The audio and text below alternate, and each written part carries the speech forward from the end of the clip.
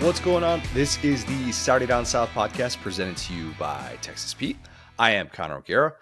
Will, I'm going to apologize to the people in advance. We last spoke on Wednesday, and I thought, okay, all right, Wednesday, I'm gonna be good to go by Sunday. Body's working through a little bit of cold. Thank you to everybody who showed me a little bit of grace, because obviously I did not sound my best. I want to sound my best for the people. That's the entire point of having a podcast, is to sound really good.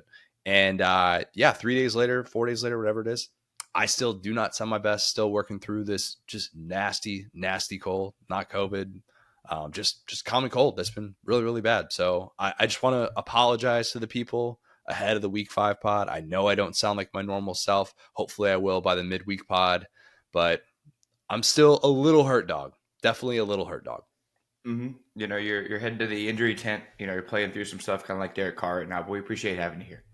Yeah. I don't often compare myself to Derek Carr, but in this case, I think I will. Just ultimate glue guy, not necessarily the light up the box score guy, but enough to build around. Guys seem to just kind of like him. I'd say I fit the bill for that. Hopefully, at least week 5 was good. Week 5 was really, really interesting in the SEC. Not sure that we feel like we have a ton of answers in this conference as we turn the calendar to October, but we've got 7 games that we are going to roll through. Let's start with the one that we texted throughout this game and did not finish the way that I think it did, or the way that I thought it would after the way that it started. LSU and Ole Miss. Holy cow. It finally happened, Will. We got a Lane Kiffin signature win. Do we want to call it a Toby Keith game for Lane Kiffin? I think it qualifies. So what this reminded me of a ton was the 2020 LSU Mississippi State game. I don't think this said a ton about Lane Kiffin. I really this was a very typical Lane Kiffin game. I think the story is LSU giving up 55 points. I think at the end of the day, it's one of those things. And I found myself feeling exactly the way that I felt after that game, which is this the best quarterback we've ever seen? Is this the best offensive coordinator? Is this the best offense we've ever seen? No. This is a guy who is pretty good that LSU just decided to not cover for an entire 60 minutes. So, yeah, I mean, I think that they obviously made some plays and credit to them, but this is what Arkansas did. But Arkansas is not a good team, and Ole Miss is a solid team. I thought it was 2020 Ole Miss LSU. That's another good one, too. Yeah, except Ole Miss, obviously, on the winning side this time. They would have been on the winning side last time, except they just didn't know how to tackle Keyshawn Boutte at the end. And instead, they found a defensive stand, which kind of went against what I thought. I texted you early in the fourth quarter. I said, the only way that Ole Miss is winning this game is if it's on a walk-off, because everything else, the idea of a defensive stand, even when they gave the ball back with 39 seconds, Lane not even celebrating that touchdown, as Chris Budden reported, that he wasn't even celebrating because he knew, he's like, oh, God. Now, 39 seconds, Jaden Daniels, got to guard Brian Thomas, got to guard Malik Neighbors, which somehow those guys weren't fixtures on that last drive.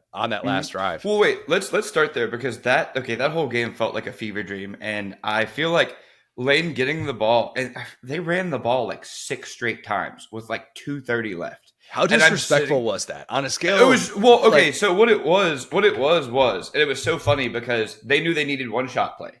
LSU was just sending everybody deep in coverage because they knew they couldn't cover anybody. And so Lane was just like, we're going to run the ball, we're going to run the ball, we're going to run the ball. And the thing is, all they needed was one shot play. So it didn't really matter when that came in the sequence of everything. But I was sitting there and I was like, what are they doing? What are they doing? And like everyone was kind of like freaking out at the same time. But what they knew, and what I should have known, is that LSU couldn't stop a nosebleed. So it didn't matter at what point they got the shot play. You obviously like naturally want to get that quickly. They didn't care because they knew it was going to happen. Every time they tried to get somewhere, they did. So I say all that, but I still had a great time watching 1,343 yards of offense. 104 points.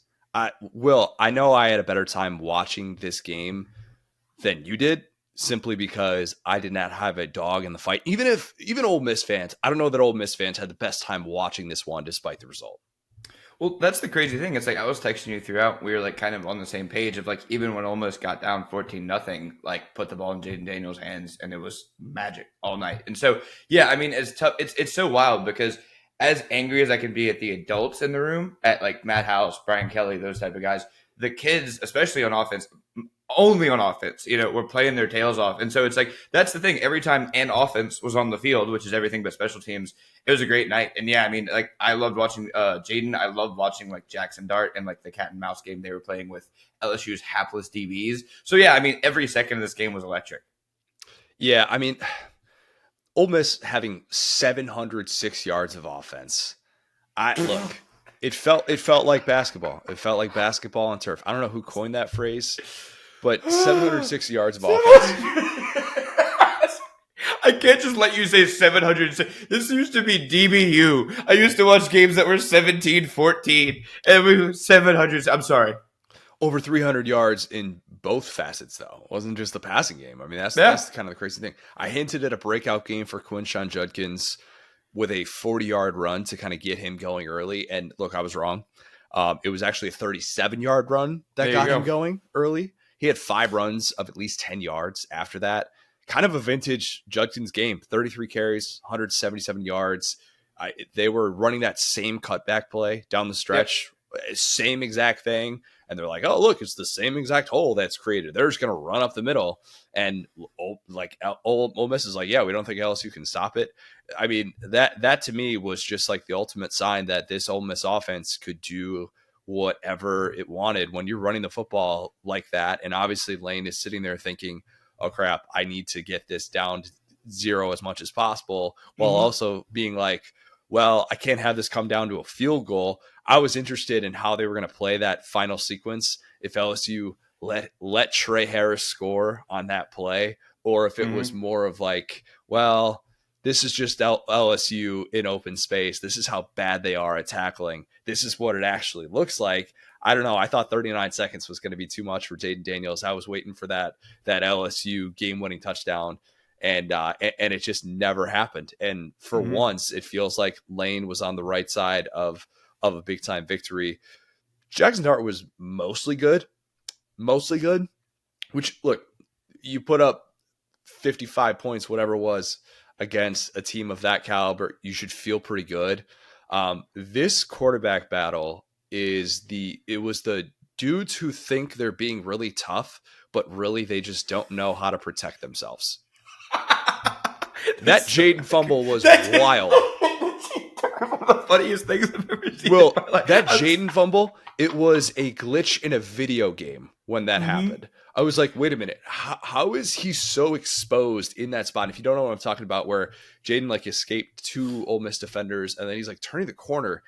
And then, so I can't remember the Ole Miss defender who just came in and just absolutely, it was Dejan Anthony, came in and just absolutely pops Daniels. And you're like, dude, how are you that exposed in the open field? Like, how have you not been able, with all the running experience that Jaden Daniels has, and all the times that he has had to protect the football in space, knowing that guys just probably want to tee off on him, it's still so weird that he has these lapses. We talked about it with the Florida State game where he just thought he could hurdle in the middle of the line and nothing would happen to him. And you're just like, where is your mindset in these moments? It's like you do the Josh Allen, pardon my take, always says he does like the mash all the buttons, which I think Jackson Dart does a little bit of that. He had the hurdle in the open field, which was pretty cool. Probably a dumb play in hindsight. Could have gotten him killed.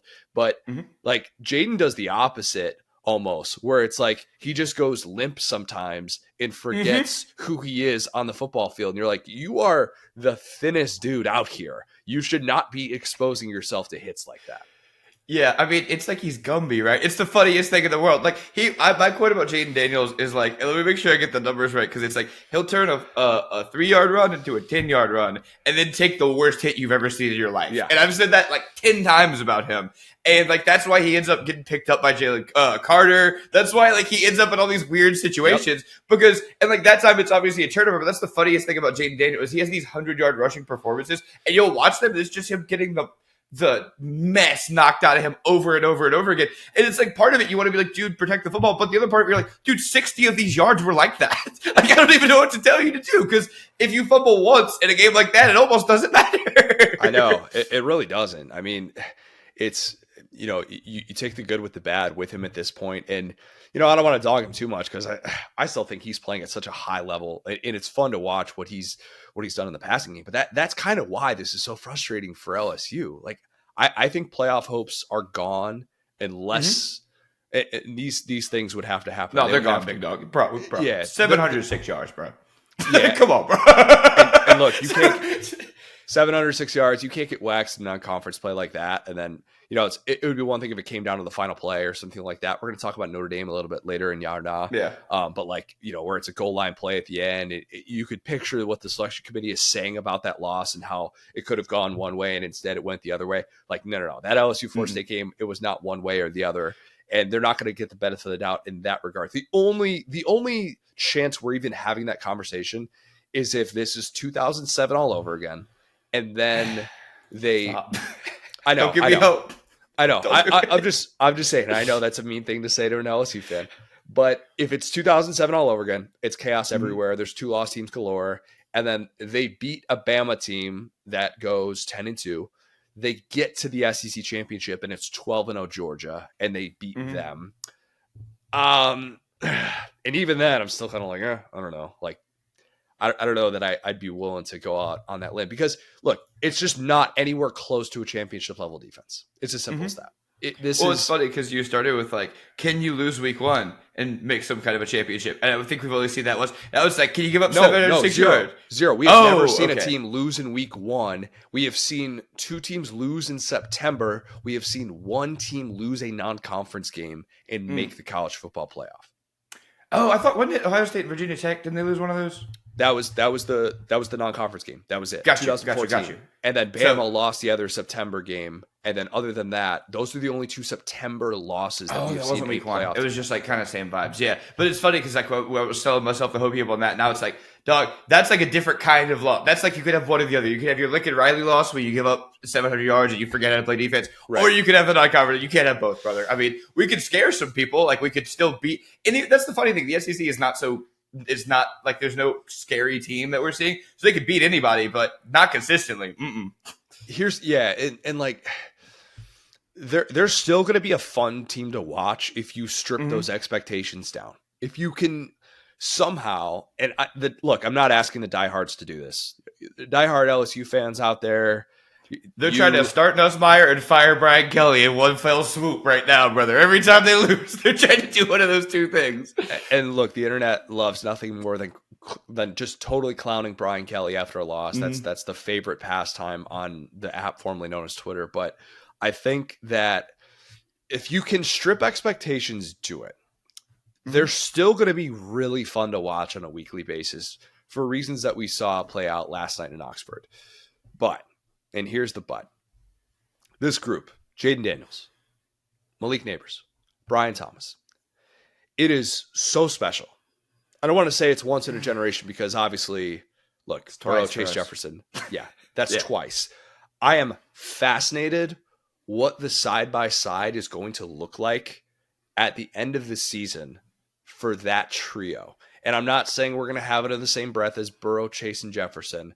I think those numbers, if those guys stay healthy, will be closer than we think. Obviously, the Jaden Daniels touchdown number is not going to be at Joe Burrow's level. That's not what I'm talking about. But maybe more so just the receivers. And on a per-game basis, what that's going to look like. And look, those guys are all draft eligible.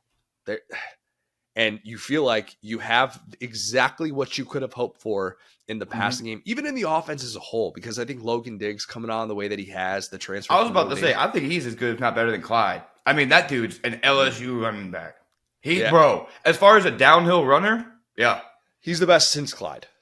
I'm very protective. That's easy, I'm very protective of college Clyde. But so like you're looking at that going, man, it's just not a given. It's not a given. And Brian Kelly's had good quarterbacks in the past, but having a guy play at this kind of level where he's in the Heisman conversation and all these different things, it feels a little bit like a waste from the LSU side knowing how dominant that group is going to be. But they're still going to win a bunch of games.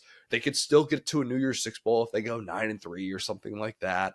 And it's still going to be a fun team to watch on a weekly basis. But just in terms of knowing that this was the most talented team that Brian Kelly has had coming into a season, and looking at the fact that, as I predicted, I hate to say it, I got a lot of things wrong in the preseason. This one was one that I had right, was that they were going to have bookend losses in the month of September, knowing that you didn't get out of September. If y'all ever consider being friends with Connor, just know he does stuff like this. You're sitting there, your team gives up 55 points, 700 yards. Connor just goes, hey, well, I won't say it, but I was right. All right? The most Larry David text message I've ever gotten about, just want to say.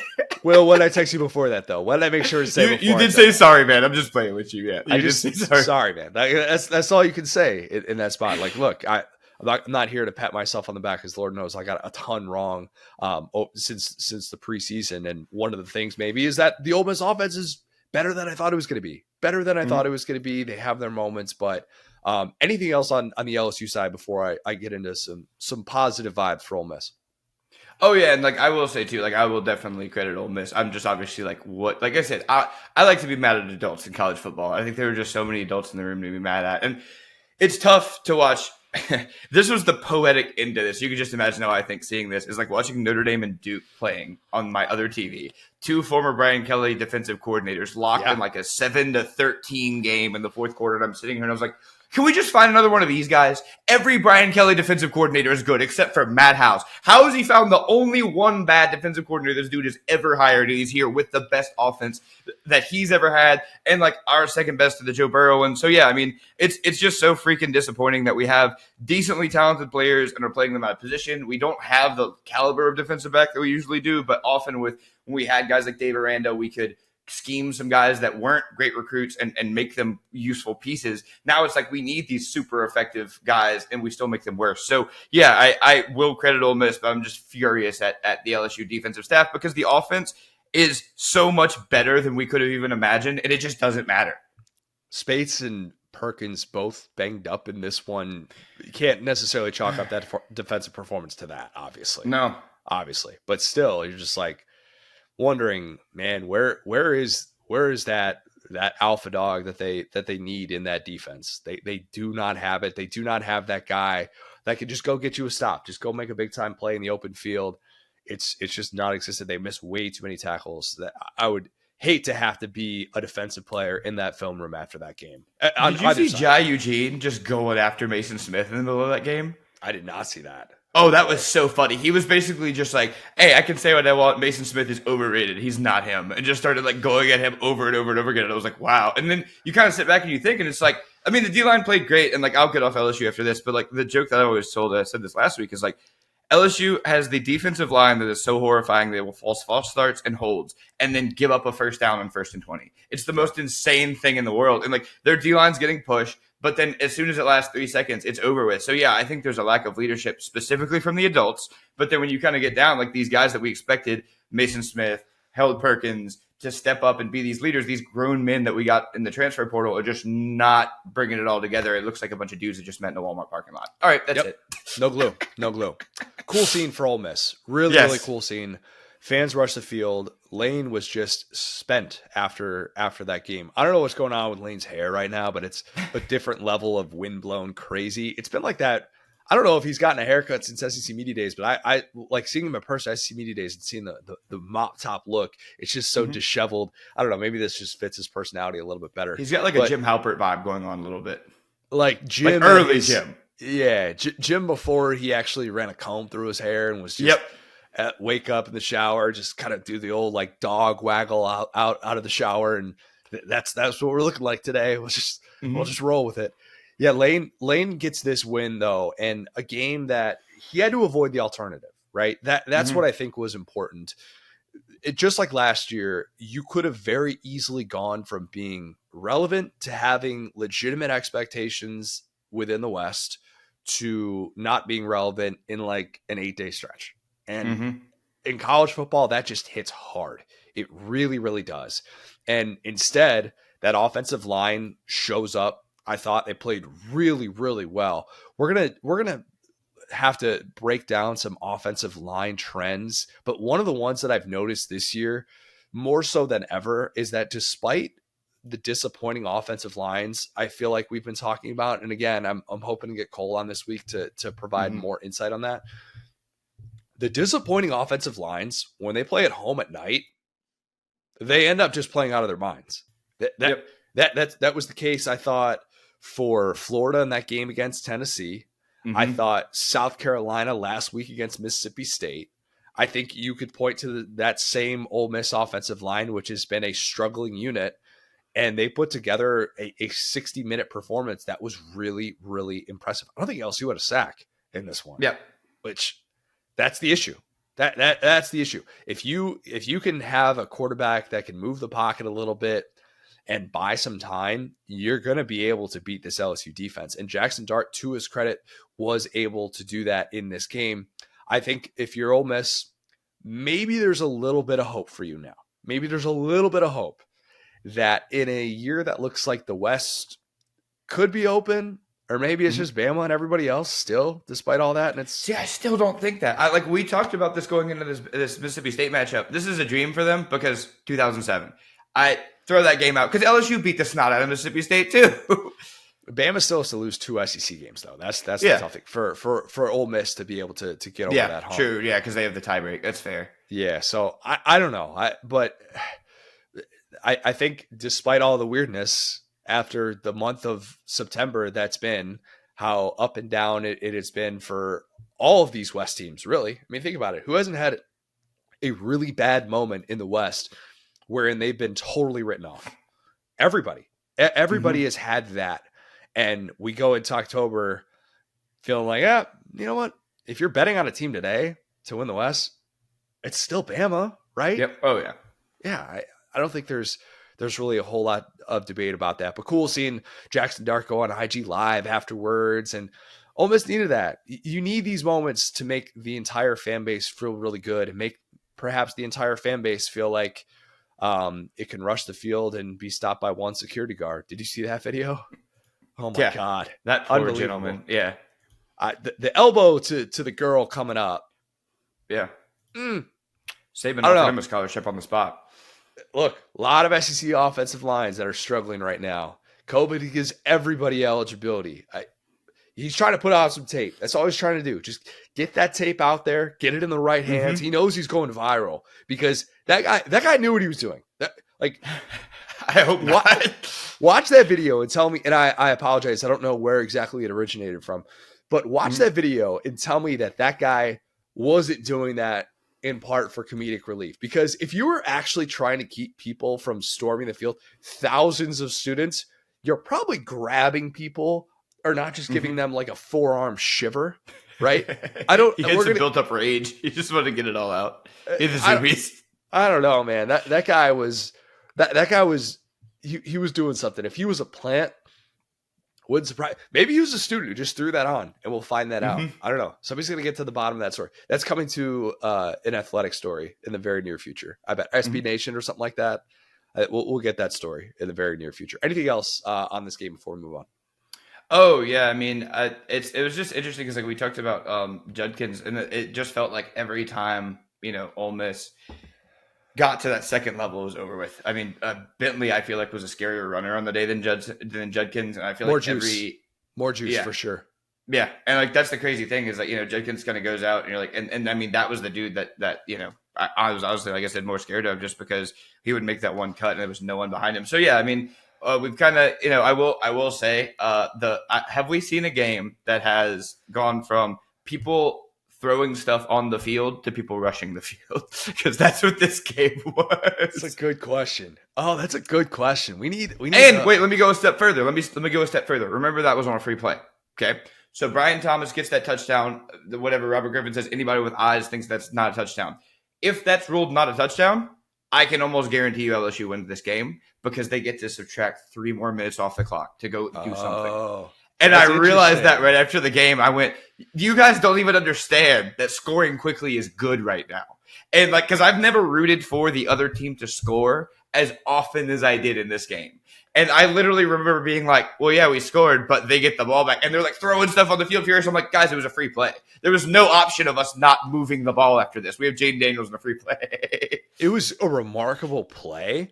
Mm-hmm. I did agree with RG3 that I thought he was still moving the ball as he was still securing the ball and still securing the catch as that play was happening. Obviously, nobody likes seeing stuff thrown. Tennessee fans everywhere were just like, wait a minute, I was told that we were the only ones that have thrown stuff onto the field. Look, a lot of fan bases do it. It's bad luck all around. I thought that was a very pivotal play, but just another reminder of Brian Thomas is unbelievably good. And that offense, man, it's still going to be fun to watch. It's still going to be really, really fun to watch. Both of these offenses, if they finish the year outside of the top 3 in the SEC, I'd be surprised. I'd be really surprised. Facts. Yeah, so they will be. But great win for Ole Miss. Okay, Deep South's oldest rivalry. What a game we got. What a game. Very different from the one that we just talked about in terms of scoring. Got some wing tea out there. Love it. Love it. Thank you. Thank you to Auburn for not being a total doormat and showing that the odds makers knew what they were talking about. They did. Mm-hmm. Jordan-Hare was rocking. It looked awesome. It sounded great. Perry was sending me videos. It looked insane. Miss me with the whole, this is how we need to revise this take, right? I hate the college football is best when these teams are good. That take Always sucks. Yep. I hate that. I hate that. I love this sport. Even if Miami isn't winning 10 games or 11 games and competing for a national championship, I'm sorry. I prefer it that way. Yeah. Trust me. I'm doing just fine if USC isn't having a dynasty. I'm good if Nebraska isn't doing things that we've never seen before. Like I will survive. I promise you that. What you're signing up for there is bandwagon fans. Because, like, look, if you're, like, Clemson's a great example. Clemson does not really have bandwagon fans. They were this tiny fan base that, got good, and now they've gotten bigger, obviously, and people have jumped on. But, like, when you talk about Miami, USC, Ohio State, these are fan bases of, like, fair weather fans that when they're good, you're bringing people who don't know how to converse about the sport in. So I just prefer, like, more smaller brands winning. I don't know. Yeah, and here's where I'm getting with this. What I think the take should be, this sport is at its best when great venues look like great venues. There we go. Yes. That's it. That's the take. That's what it should be. Because Jordan-Hare, that venue looked incredible. It looked awesome on Saturday, and it felt like a truly intimidating road atmosphere, and you lose sight of the fact that this is a team coming off of consecutive losing seasons, didn't make it to a bowl game last year. Tell you what, for Georgia fans who were worried about, we're not really going to see this team pushed in the fourth quarter until the SEC championship, until the college football playoff. That's gone. That's out the window. Wait, hold on. Let me say this really quick because that's a really, really good point. I think Jordan-Hare might by itself be the hardest, like the most home field advantage that a venue gives a team. Because if you look at beating Alabama, period's hard. Beating them in Bryant-Denny is a little bit harder. Usually beating LSU is hard. Beating them in Tiger Stadium is a little bit harder. Auburn will go from a team that looks like trash to a team that can hang with anybody, that could roll Georgia when they had Jake Fromm, that could beat Alabama when they're in Jordan-Hare. I agree with that. I think there's something to be said for that. It's so hard to calculate that because there are a lot of really, really good programs that have awesome venues. And so you're thinking to yourself, how much better is this program getting because they're really good? I would put Neyland in that category as well. Neyland? I still think it's one of the most intimidating atmospheres possible. And there are a lot of people where if you ask them toughest place to play in the SEC, they'll give you one of those two stadiums. They'll give you one of those two. I'm not speaking on experience. I'm saying just in terms of that venue, given night, it is rocking. And we talk about how big of a factor that can be. I definitely thought that was a factor. And look, if you want to do the thing where you're like, oh, Georgia didn't have any false starts, Georgia won this game. I still think that played a part in it. And Auburn fans deserve a lot of credit for that. They absolutely do, because they showed up despite the fact that their team looked like basura last week. Basura. But Georgia, little did we know that this two-time defending champ, chasing down the great Ed Widseth, 1936 Minnesota, you're trying to become the first team to repeat in 87 years. Little did we know, Will, that they would be staring at a double-digit deficit in the first half each of their first two SEC games. Nobody saw against not good teams per se. Like, against teams that look. I mean, you're multi-touchdown favorite. That's par for the course for Georgia, but still, they have had to dig deep in these first two SEC games. Championship response once again from Georgia. I thought if you're looking for the positives on the Georgia side, Carson Beck really grew up. Really, really grew up. Felt like we saw down the stretch the guy that, or at least I felt like I saw the guy that I was falling in love with what I saw from him, the reps last year that he took, some of the spring game stuff, the way that he was talked about, and what he was comfortable doing, working the middle of the field, being poised, understanding pressure. He turned to those key guys when it counted. It was so great to see Ladd McConkey back in this Georgia offense. His value is so unbelievably obvious. He blocks downfield. When it's third down, his first 3 catches were big third down conversions where Carson Beck goes, I know I've got Ladd McConkey on the sideline. I'm not going to expose him to some big time hit or anything like that as he's working through his back injury, but that guy can still break off a route. He can still go make me a play, finds Ladd McConkey. But then it turns into something that, look, we only have a few months left of this, so we need to appreciate this. But the Brock Bowers show. Oh my God, bro. When you saw my face, like you said something about Carson Beck and my face went like that. It wasn't about Carson Beck. I was reading down this box score and I saw Brock Bowers. Brock Bowers is less human than ever. So many moments in this game. The game-winning catch and run is that's the headliner for this one. Big time play. But I will remember the consecutive plays wherein he made a one-handed catch in traffic. And the second one got waved off because they didn't have enough guys in the line of scrimmage. But unbelievable. Just unbelievable. The man had 148 receiving yards in the second half, Will. A tight end had 148 receiving yards in the second half. And now you say, all right, well, he only had 2 catches for 9 yards in the first half. Yeah. I get it. I'm going to call it. I'm going to say right now, the race is over. We talked about this 6-7 months ago. That is the best tight end in college football history, right there. Oh yeah, he is my GOAT. I'm not gonna argue for anybody else. Not only did he move into a tie for second place on Georgia's all-time list for career touchdown catches, did that as a 20-year-old tight end, no big deal. Can't even buy alcohol legally yet. Can't even go back to wine country and legally sip on a little bit of Pinot. I don't know if that's big in his region, his specific region, but you get what I'm saying. But what he does blocking still, I continue to be amazed by it. That touchdown that Dejon Edwards had where they tied it up 17-all, he blocked like his job was on the line. That guy seals the edge, and he's out here busting his tail in a game that Georgia has to have. You can't lose these games knowing what's waiting on that schedule, even though I do think Georgia would get the benefit of the doubt. This is a game that you're like, look, I need to flip it into overdrive. And there is just no way. You might keep that guy quiet for a half, and you might look at the box score and think, oh, we held Brock Bowers to 3 catches for 35 yards. He's going to have some games like that. I get it.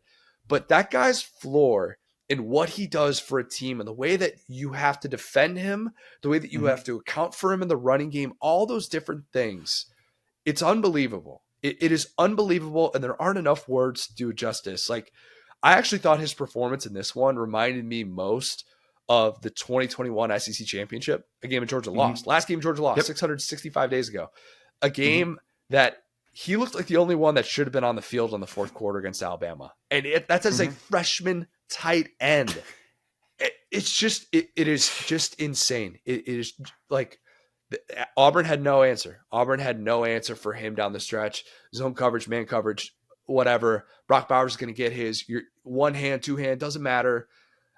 He's unbelievable. He is just unbelievable. He is one of the best players this conference has ever seen. It's as simple as that. It's so funny because with everything you just said, my favorite Brock Bowers moment was a different one. And all of this is true. There was a moment as he started to get going where they threw him a pass in the open field. He threw a dude to the ground. Another Auburn defender is chasing him. He has like open field in front of him. And the dude tries to punch the football out. And I literally say to myself, you fool. This dude jumps on Brock Bowers' back, starts trying to one-arm punch the ball out. Brock Bowers just does not break his stride. He's like running forward with this dude on his back, trying to punch the football out, and the dude realizes like this isn't going to happen, and like changes his center of gravity and slowly brings Brock Bowers down after like another 6-yard gain. But I was just like, he's already caught the ball. All you can do is try to contain him now. He's not going to turn it over. Yeah, I'm not sure if that was the same instance where he was taken to the ground and they reviewed it repeatedly, and it was very, very obvious on first glance. Brock Bowers did not fumble the football. He did not. Oh, this is different. Yeah, he had this thing in. Like, yeah. I think that's the only hope that you have is to try and punch the ball free from his hands or whatever. Look, you could do that with Oscar Delp, as we saw in the first play of that second half.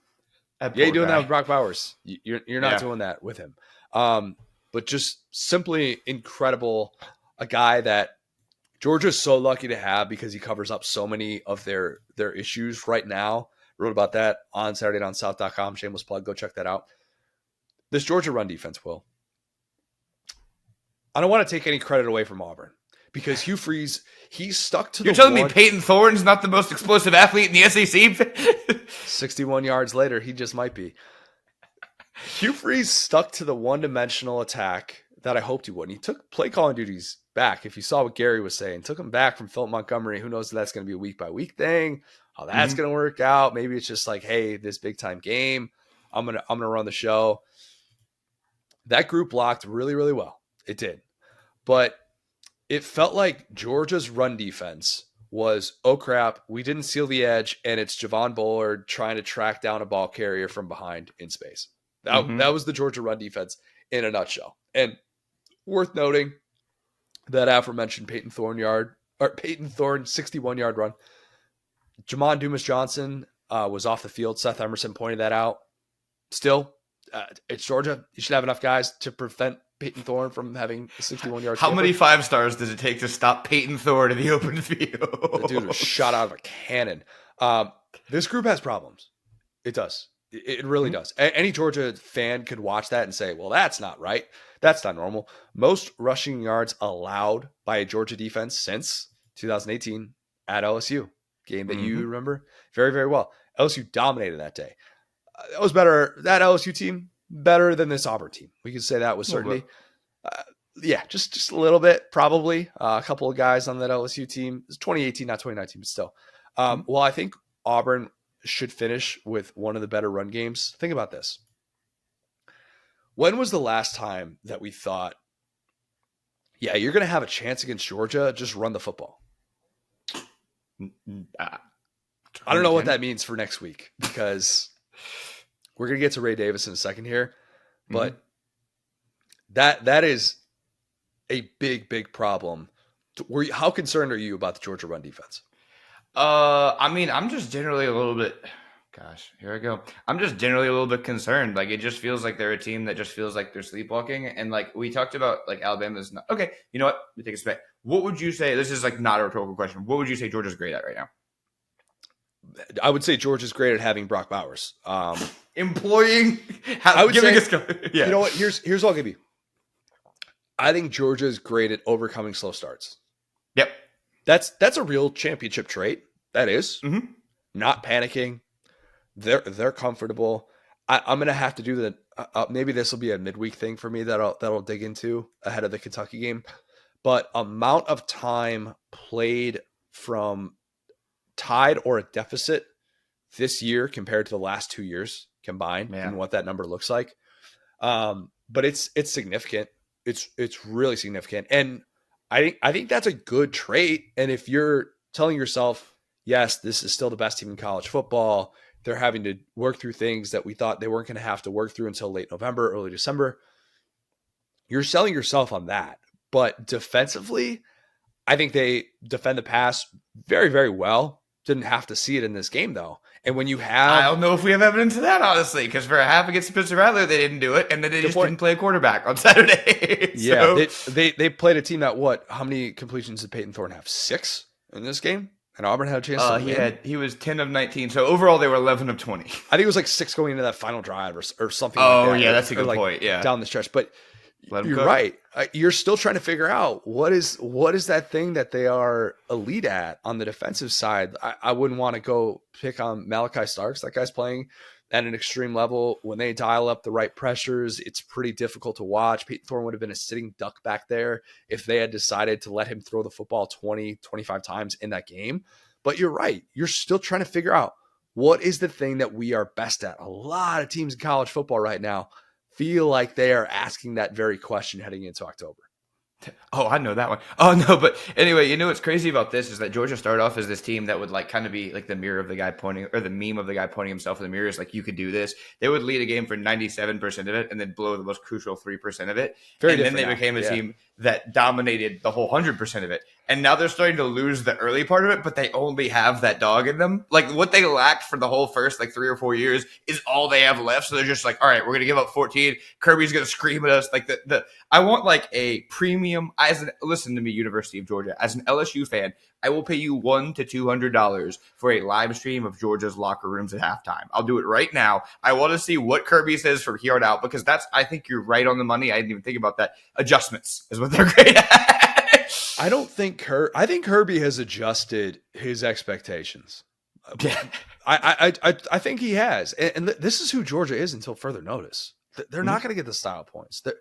If you're sitting here ripping them for not winning by more points, I get it. And we can point out the flaws that this team has, because if we're talking about a team that's coming off of consecutive national championships, comparison is natural.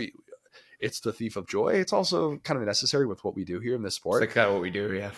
But at the same time, I think Kirby's kind of understanding where his team is at, and the relief that he has shown. And Perry sent me the video where Kirby in the post game looks so relieved when he takes off his visor and just throws it to the Georgia fans.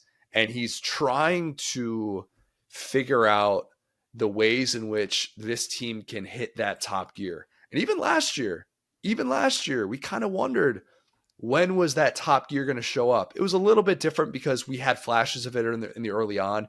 Georgia has not had a game like what they did in the season opener last year against Oregon. That has not happened yet for this team. And I think it's now fair to say this team has an advantage each and every week because of the things that they've worked through and the talent that they have and the championship experience. And hey, when you've won 22 in a row now it is, you know how to win a football game. We're not going to question that. But to expect 28-point victories and anything less than that is, oh, what's wrong with Georgia? I think at this point, we kind of need to move past this. Georgia's concern also shouldn't be staying at number one. Georgia fans, don't get offended if media members at this stage of the season, 5 weeks in, opt not to put your team at number one. Florida State, Ohio State, Texas. And now, look, I don't really like the Michigan conversation. If you're saying Michigan's better than Georgia, I'm not there yet. But all of those teams, in theory, probably have what would be considered better wins. I don't know. Actually, you know what? Scrap Michigan. I'm not including Michigan in that conversation for Rutgers and Nebraska. Screw that. Yeah. But those first three, Florida State, Ohio State, Texas, they have the quality wins. Your team doesn't have that yet. Your team against Power 5 competition has played very, very tight games. Take the good with the bad. Understand that it's not about being ranked number one right now. And if you lose votes, it's not disrespect. It's just reality in this sport. That's the way this works.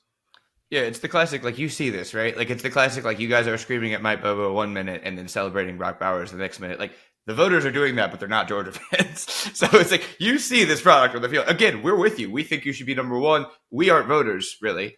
So it doesn't super matter. But like, it's one of those, like, you just got to understand. Like, it's like if this team had Stetson Bennett, if they had like some of those faces you could see, but they're just figuring it out. I still think they deserve to be number one. But we played 2 SEC games close against 2 teams that have combined to win one other SEC game against Mississippi State. So like, this is kind of where you're at right now, but you're still number one. So enjoy it.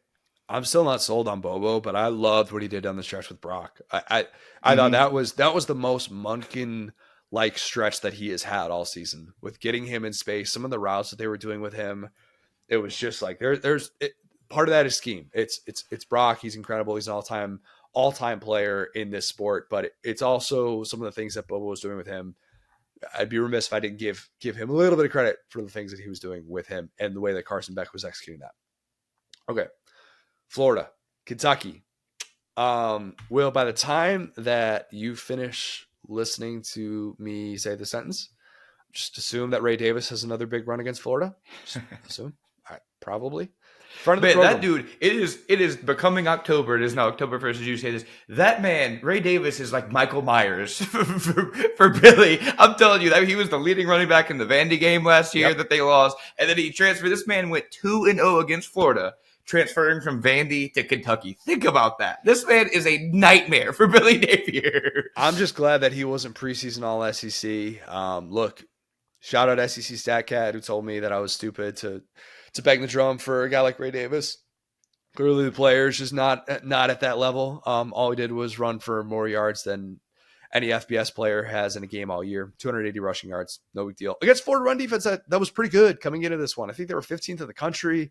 Kentucky had the best run defense in the SEC coming into this one, but I think Florida was pretty close behind them. And as crazy as it is, this is not something I've said a lot in recent memory. Big Blue Wall had a day. Best day that they have had in 2 years. And Ray Davis wanted to give all the credit to them, obviously. Said that he didn't have anything to do with that. It was just all them. They created some nice holes for him. There's a lot of situations where big hole up the middle, make one guy miss in space. Florida doesn't feel like tackling. Boom, off he goes. That was kind of the day that was for Ray Davis. I don't like to say this very often, but on a much, much smaller scale, Will, I thought the catch that he made, little bit of shades of Clyde Edwards-Helaire against Bama with what he did on the sideline that play.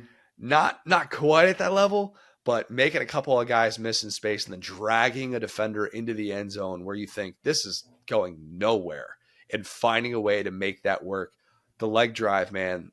Ray Davis he's a different cat. He is awesome. He was completely the difference in that football game. Definitely was not the Kentucky passing game, which continued its struggles. Those receivers are having issues. Berrien Brown had the really, really bad drop in the end zone. Dane Key did not have a particularly good day in this one. But Liam Cohen, the doppelganger, recognized the need to feed Ray Davis.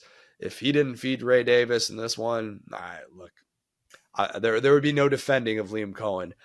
Everybody and their mother, including every Florida fan in existence, saw that he was just a walking chunk play every time he touched the football. All you need to know about this game, if you didn't see it, you were doing some noon stuff, you're doing a little. It was funny. Check it out. Watch the highlights. Sure.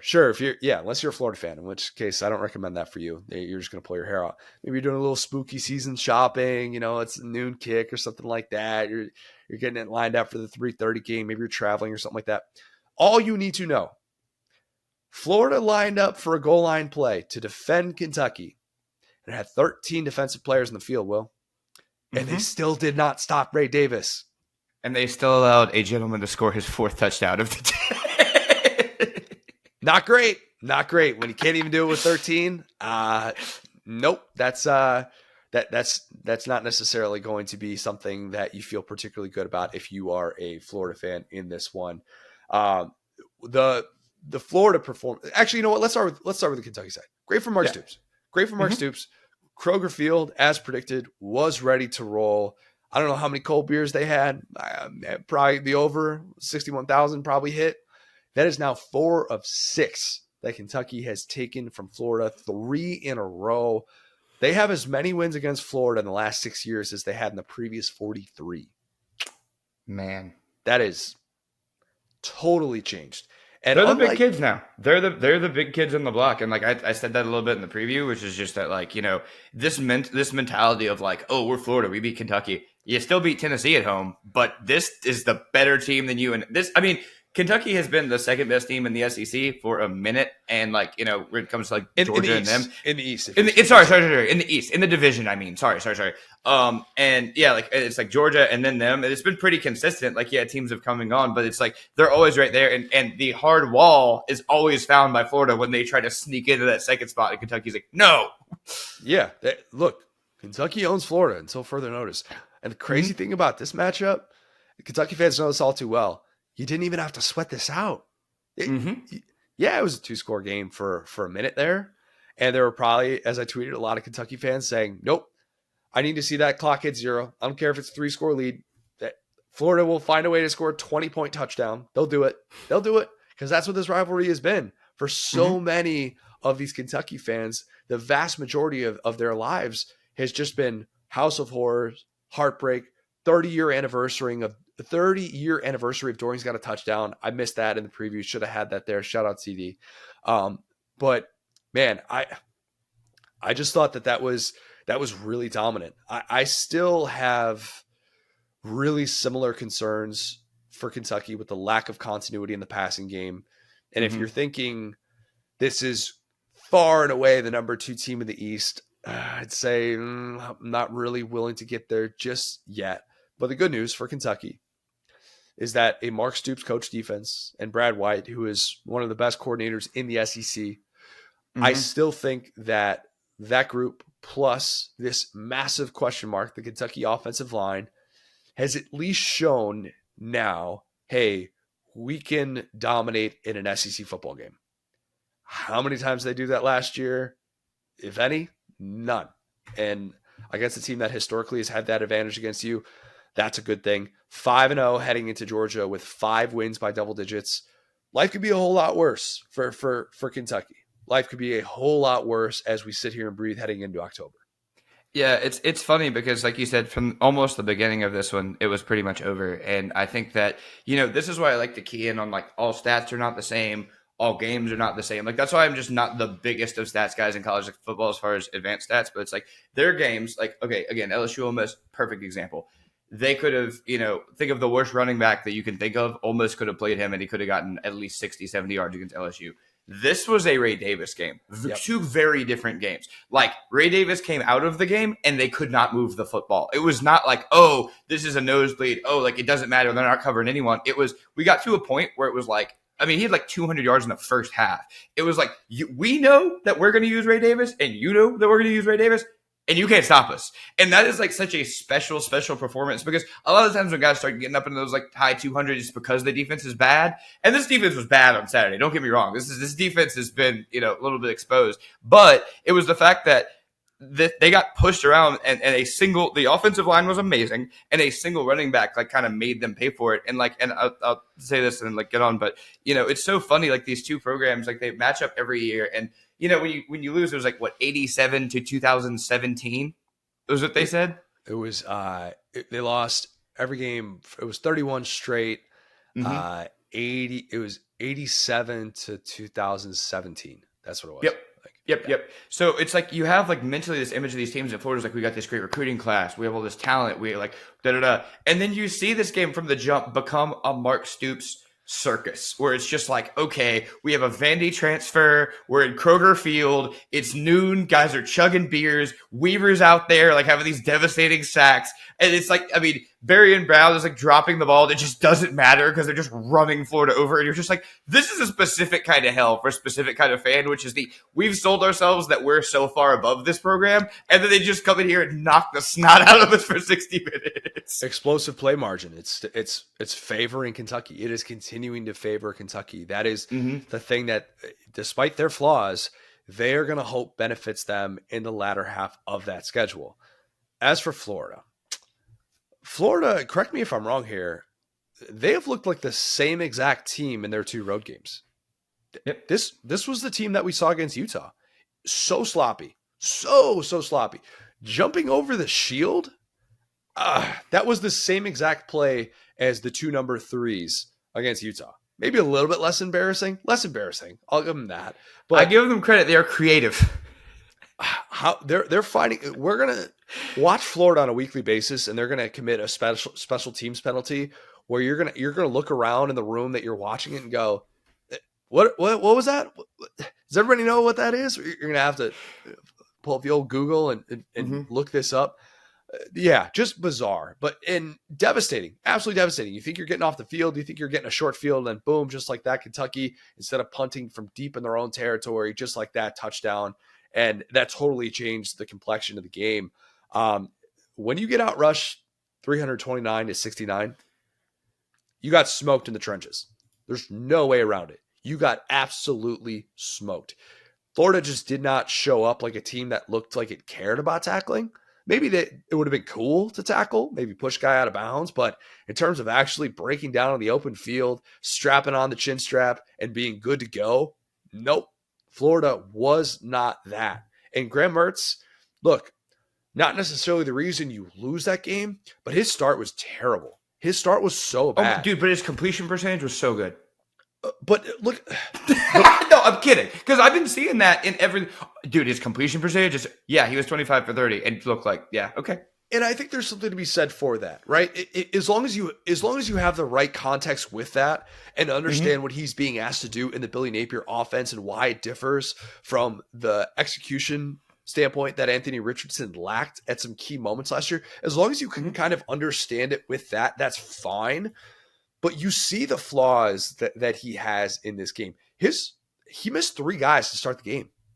3 guys in very bad ways, where he missed a chunk play on like a throw that would have gone for at least 30. He just overthrows a guy that had nobody within 10 yards of him. He had that pick where if you're going to be inaccurate, you can't be inaccurate over the middle with defenders draped around a dude. Like, I don't know. Kentucky, when Kentucky's getting in the backfield like that, much like Utah did in that season opener, forget about it. Mertz is not the guy that you want in that spot. And I thought, look, you could probably point to a few instances in this game that maybe it doesn't get out of whack early. The jumping over the shield penalty is probably one of them. But I thought that holding penalty that called back that long ETN run early was pretty significant as well. And Florida's just not built for that script. That's just not who they are as a team at this stage. Ricky Pearsall eventually became involved, but not in any sort of take over the game type of way. It was more of like, this is why this guy is one of the best receivers in the SEC. He's going to be able to get his, even in a tough matchup against Maxwell Harrison. Maybe I think they were doing a bit of zone coverage on him as well, but they did mostly a good job being able to kind of contain him. Florida had... Wait, real quick on Pearsall, I will say, like, we talked about this a little bit. This is like a deeper convo, but it's like there are so many teams in the SEC that have such a perfect receiver and quarterback combination. And I think Pearsall and Mertz is such a perfect combination because you put anything near him and he catches it. And that play on the play against Charlotte and that play on the touchdown was such a perfect example of like Pearsall down there somewhere. And it's like, yeah, that's why the completion percentage is so high, because you have this dude who can catch anything, but you can't just make that your whole offense, dude. Yeah, you can't. Florida needs to be able to run the ball better. The frustration with the ETN touches early, I was right there with you. I was getting ready to fire that up. And then ETN, it was like Montrell Johnson had like 7 touches out of the gate when ETN had 1. And I'm like, what are we doing here? How are we still at this place? How does Billy Napier still not recognize that you need to be feeding ETN a whole lot more? I don't care if he had a run call back because of a holding penalty. Like, it's not his fault. Yeah. Yeah. And it was it was tough sledding for him. Still though, like this Florida offense, it just has a lot of limitations. Florida had the September that I thought it would have. It played out exactly that way with the losses bookend to Utah and Kentucky. You go on the road, you're a different team at home. You win that game against Tennessee, against physical, well-coached teams on the road. Think about it. Kyle Whittingham, Mark Stoops. They struggled. They are not at a place to beat those teams yet. They just are not. In this phase of the Billy Napier era, they are not there. They're a different team at home. They just are. They're much better defensively. They look like they fire off the ball a lot better. And I know the Charlotte game wasn't particularly great from a running standpoint, but still, Florida has now lost 4 consecutive road games. That includes the Vandy road game last year. Here's the stat, though. And here's what we need to keep in mind as we evaluate, as we project this team moving forward. Away from home, under Billy Napier, that includes neutral site games, that includes Georgia game, that includes the bowl game. They're 1-7. Only game that they won was a game that I thought they played really well last year at A&M. Still, it's a team that went 5-7. Against quality competition on the road, you can't trust them. You just can't. That has to change. The discipline that they lack, gap discipline, penalties, whatever. I mean, it is just so unbelievably obvious. And you look at the games they have remaining that are away from home. And this is why their projections were so low. And there was a reason why there were a lot of people saying Florida, yeah, like, I don't know, 4th, 5th, 6th in the East. You have road games at South Carolina, at LSU, at Mizzou, and then obviously the neutral site game against Georgia in Jacksonville. None of those games are gimmies. And I know we talked about Florida potentially having a favorable path to get to the Georgia game with 1 loss. And we're reminded with this one, it would have been different if they came up and looked ready to go in this football game, looked like they had turned the corner, and they show up to Lexington and they win against a team that was unbeaten coming in with only double-digit victories. But that just was not the case. They were not the better football team. And now you're looking at the schedule going, man, I don't know how many of those games away from Gainesville we're going to be able to get. Yeah, and I mean, and I said this in the preview pod. It's like, you watch them against a team like Tennessee, and you think like they're starting to do things correctly. Like you see what the version of this team is, and it's like, okay, like you're getting these pieces moving. Yeah, you have like this limited roster or whatever. But okay, let's start here. The whole joke about the completion percentage, Graham Mertz is so much more clearly fit for this offense than Anthony Richardson is, and I think that we talked about that in the preseason. However, when you see, and remember my eval of him was literally, he finds a way to create turnovers without taking risks. And we literally saw that, and it swung this game because on I think it was third down, he had an easy completion to his guy where he airmailed it about a foot and a half too high. The dude had to go get up and grab it, and it bounced off his hands and right into the Kentucky defender. And it's like, it's just tough because when Graham Mertz is a fine quarterback and honestly probably one of the best parts of this team. But with a quarterback like that, you have to play pretty close to mistake-free football the way that they did at UL because it's designed to lean on you and crush you the way that they did against Tennessee. And when this offense gets behind, as we've seen over and over and over again, it's like they have no prayer. We saw it against Vandy last year where they got behind and it was like, stick a fork in this team. Even with Anthony Richardson, who could throw the ball 80 yards down the field, they don't have the plays to make up a deficit. And if you're saying, all right, well, why don't they stretch the field more? Caleb Douglas can make some plays. Ricky Pearsall can catch anything in his radius.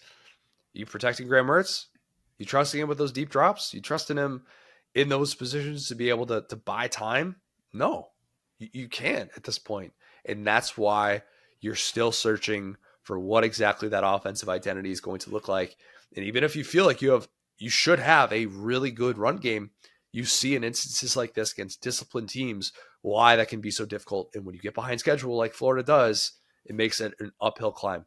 Nice win for Kentucky, 5-0 heading into the Georgia game. Very interesting Georgia game. That game's at night. A lot of Georgia fans who are saying, "Oh man, the night games, we just don't get enough of them. We don't really get to move the needle night games at home anymore." I think that one's got a little bit of a different feel to it. There are a lot of people who are going to look at what Ray Davis did and what Georgia looks like defending the run and go, yeah, you never know. I think CD might already be on record calling for the Kentucky upset in this one.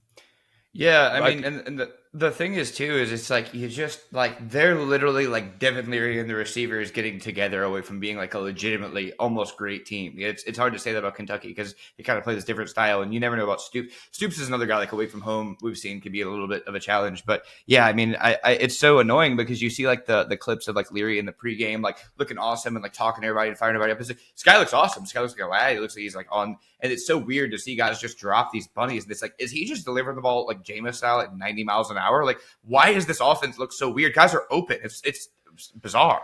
It's two things.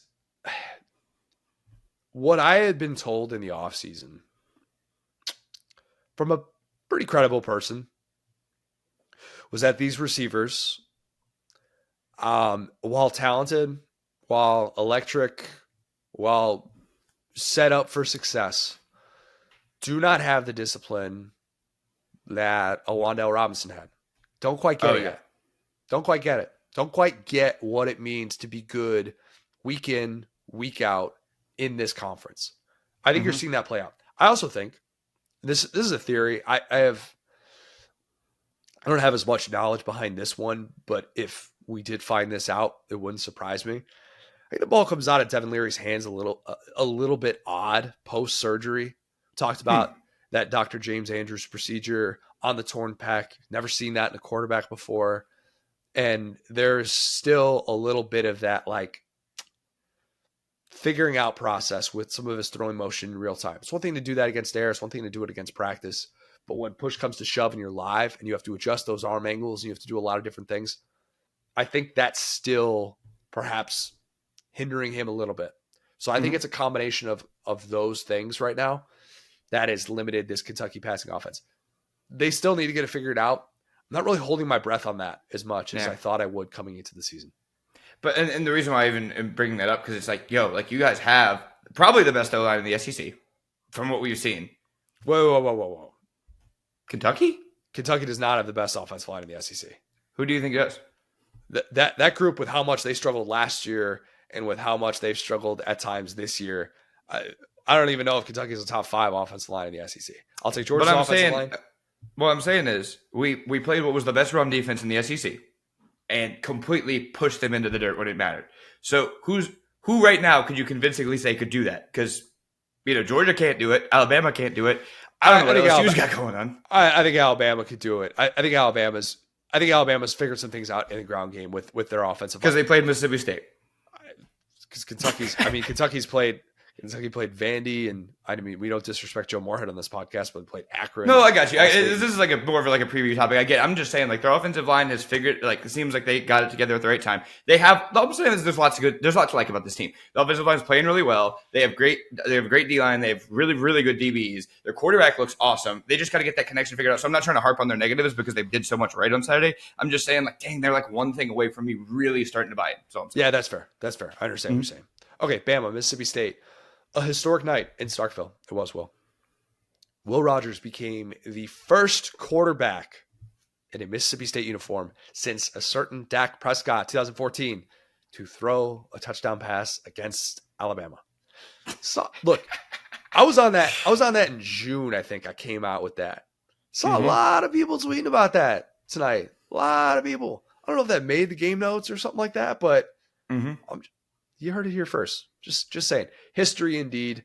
Yeah, no, not so much. Nothing in terms of stopping a losing streak that's now at 16 years.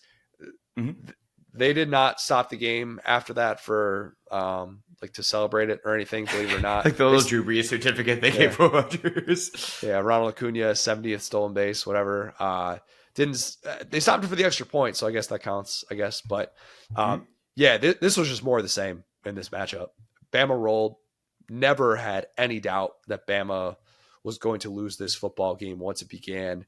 Saw glimpses, I thought, of what this Bama offense aspires to be. And it doesn't mean that you're going to be able to execute that blueprint week in, week out. Jalen Milroe's second pass attempt came with 5 minutes left in the first half. Isn't that crazy? He was 1 for 1 for 27 yards for a long time. And he ends up 10 for 12, 164 yards, really efficient day, didn't turn the football over, had the 51-yard touchdown run. I thought it was significant that in a matchup that was lined up so well for the Bama passing game, we talked about that, all the Mississippi State struggles that they have had on the back end against Power 5 competition. Tommy Rees stuck to that game plan. He didn't say, I'm going to throw the football 30 times. I'm going to try and attack their biggest weakness. I'm going to instead look inward. I'm going to say, what do we need to do to put ourselves in the best possible place to succeed? And you know what? He was right. No Bama turnovers, nearly 200 rushing yards. Offensive line looked good. Defense picked off Will Rogers 3 times. We even had Saban getting fired up on the sideline, which, as we found out in the postgame, was per the encouragement of Miss Terry, of course. This is what Bama would like to be able to do. This is also a team that Bama has beat like a drum on an annual basis for the last 16 years. So if you are saying after watching this game, Bama has title upside based on what you saw in Starkville, I'd say look a little bit deeper at the lack of faith that still exists in the passing game. Tell me if you think these Bama receivers are going to be trusted to make big time plays against quality competition, because I still don't. But I do think the thing that's progressing very well, despite the fact that they're looking like they're going to be without Deontay Lawson, who is off to a great start as it was one of those stud Bama linebackers. It looks like they're going to be without him for a little bit. That defense is playing well. It's playing really, really well. They have turned things around since the Texas game. Chris Braswell, that guy is heading right towards an all-SEC season. Go figure, though, that the prove that you're for real test for the Bama defense next week against the A&M offense. That's going to be a great game. Field. That's going to be a great game. I'm really excited for that one. Yeah. I'm really excited. But more of the same. A lot of what you could have expected if you're the casual college football fan, casual SEC fan, if you had been told, hey, this is how Bama, Mississippi State is going to play out, you'd be like, yep, that's okay. That's what I know. This is joyless murder ball. Yeah. You know what? Yeah. This isn't just joyless ball. This was joyless murder ball. You're exactly right. They murdered those boys. They did. And Mississippi State, Where do you go from here? You go play Western Michigan and have people feel good. That's where Hopefully. you go. You really, every feel good game has not felt so good for Mississippi State. We'll see. Western Michigan is basura. Basura. They were the team. They were the team that I picked to not cover 28.5 against Iowa, right? Yeah, I think they were. Fair. So, yep. But yeah, I think Bama taking care of business. A question that we had 2 weeks ago about how was this going to look on the road. Jalen Milroe, first road start to not have any mistakes. I think that's the positive takeaway for Bama. But in terms of big picture things about either of these teams, I don't necessarily know that this game changed any of those thoughts for me. Yep, I'm 100% right there. It's not like I said, I don't want to like completely discredit everything. I think that Bama just beat the snot out of these guys, but we both thought they would. Like, so it's one of those things that's like, if I go into the game thinking Bama is built to beat the snot out of this team, and they do it, I don't then go, I'm shocked by this. This is what I've come to expect in this rivalry, and I think this is a perfect time to play a team like this for Alabama. Like, that's the thing you can look at as a positive is like, okay, well, we don't have like this dynamic, like we don't even, or we're not going to get pushed the way that we were against Ole Miss in the first half. We're just going to run, like, figure out what our style is basically against a CPU on rookie. And like, that's what they got to do. So yeah, I think that actually does help them in seeing, with a guy like Jalen Milroe not creating turnovers. Maybe it's like the opposite of seeing the ball go through the hoop. Like, it's not seeing the ball pop out of your hand that you start to get used to. And you're like, maybe I can win without trying to make the big play. And we've seen it. Yeah. I think that was probably a smart move to not air it out a billion times and put more like kind of like questionable tape out there. Like, do what works for you and then make teams stop it and then go somewhere else. You don't have to like show a billion things. I think that's his first start against Power 5 competition that he hasn't had a pick. If I'm not mistaken, because the Arkansas game he didn't start. Right. But yeah, the ball security issue, just get out of the game feeling good. You want to have positive interactions. We talk about that. It's going to be a weird reference, but talk about that with Rudy is still figuring out how to behave around Claire. Mm-hmm. And so we try and keep their interactions kind of limited. He always wants to just bite the top of her head. It's really annoying. Oh no. I know. It's not ideal. Aww. You see all the pictures, you see all the content on Instagram of like pets hanging around babies and it's like their best friends and it's adorable. For a lot of us, it's a little bit of a different reality. You try and keep those experiences limited and just come away from it feeling good and feeling like you've turned the corner. We're like, all right, Rudy, your 5 minutes is kind of up. We're going to take Claire somewhere else. We're going to do something else with her. So yeah, that's so Jalen Milroe in this instance is Rudy biting the top of Claire's head. Yeah, and Claire, I guess, is the turnovers that Jalen Milroe has caused. Yeah, of course. She's Nick Saban. She's just like, ah! Yeah, seriously. All right, let's stay in the West. A&M, Arkansas. This game in Jerry World, not Jerry World. I'm going to be honest with you. I saw KJ rocking the shades. He had the fresh suit in the pregame. Looked like a cooler version of a barbershop quartet suit. I don't know what that was. The fit was fire. I love seeing it from my QB1. And I thought for a moment in time, wait, did I doubt my guy? Did I doubt KJ by picking against him coming into this game? Am I stupid? Am I going to regret this? Is he about to have a day for the ages in which I say that's why he's QB1? That's why KJ Jefferson is a guy that you go to bat for? But then I watched this Arkansas offensive line. And I was reminded that all I want to do when I watch them protect, operate, whatever you want to call it, I'll throw it in air quotes, I guess. I don't know. I just want to slam my head into a wall watching them. They're so bad. A&M, I think, I lost count. I think the final number was 96 TFLs in this game. It felt like it. It wasn't 96. It was like 15, I think. But that's the good news for A&M. This defense. Oh my gosh, it was 15. It was 15. That's 15. So many. Look, how do you even watch that film knowing that every third or fourth play that you have, dude's getting into the backfield and putting you off schedule? That sucks. That absolutely sucks. That's the good news for A&M, though, is that they've kind of quietly been much improved defensively since the Miami game. Favorable matchups, obviously. Auburn's offense, we talked about those issues. This Arkansas offense, they obviously have their issues. But it's bad. It's bad. I went from just loving to watch KJ play football to it's now. Like sad now, man. It's like I like cringe when I watch him play. I haven't experienced this yet as a parent of watching my kid play sports, but the angst that comes with it. But I would assume this is like when you're watching your kid play a sport that they're not particularly good at, right? And you just wince. Yeah. I don't know. It's really really tough. And it was great to see Rocket back. I didn't think that he was going to be playing in this one. I probably should have dug a little bit deeper into some of the pregame conversation. You kind of look back, kind of makes more sense why he was able to go. And he had a nice play in this one where he gets moving on the screen. You see what he can do in the open field. But you can tell behind an offensive line that he doesn't have confidence in. Mm-hmm. And that's not really paving running lanes open for him like we saw with Judkins with Ole Miss. It's just going to be tough sledding. It's just going to be tough sledding. I feel so bad for those two guys that this is what they're subjected to. It's really, really bad. It's really, really bad. But A&M, that was the Max Johnson experience right there. Oh my gosh. Yes. He had a play where he almost threw the turnover like Tennessee did, where he was like falling backwards and he threw it up in the air, and I was like, yes, let's go. I love watching that dude play. He's so electric and he's so good. Like, he again started like perfect from the field, had a tutty. It was like, yeah, this like from the jump was dominating.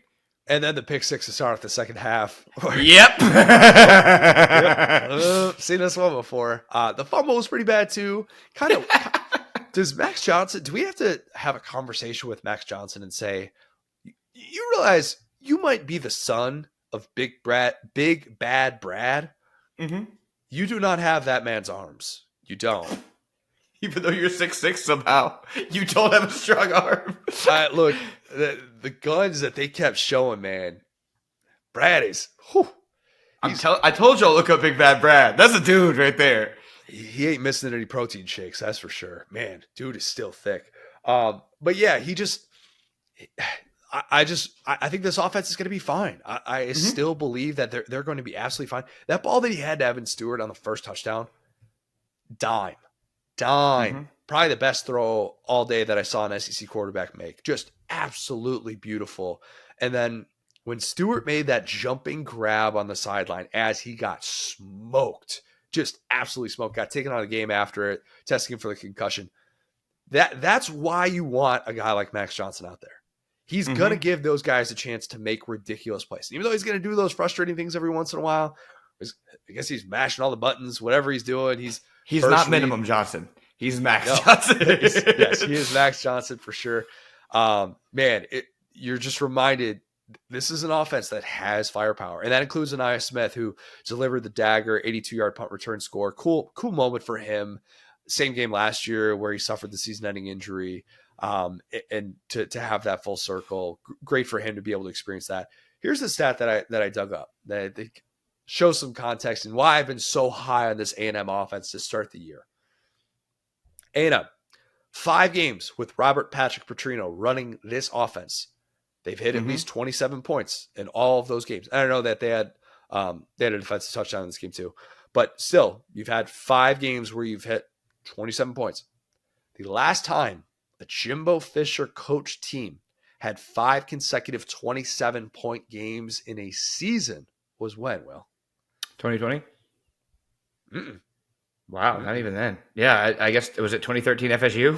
2014 FSU. Yep. There you go. So that hadn't happened since Jameis was in Tallahassee. These are the things that the more we talk about things that haven't happened since Jimbo was coaching Jameis, that's how you know this A&M offense is heading in the right direction. I think they very much are. I think they're getting a little bit more balance. They need to keep those receivers healthy. They do. They absolutely do. But man, they keep coming. They attack downfield.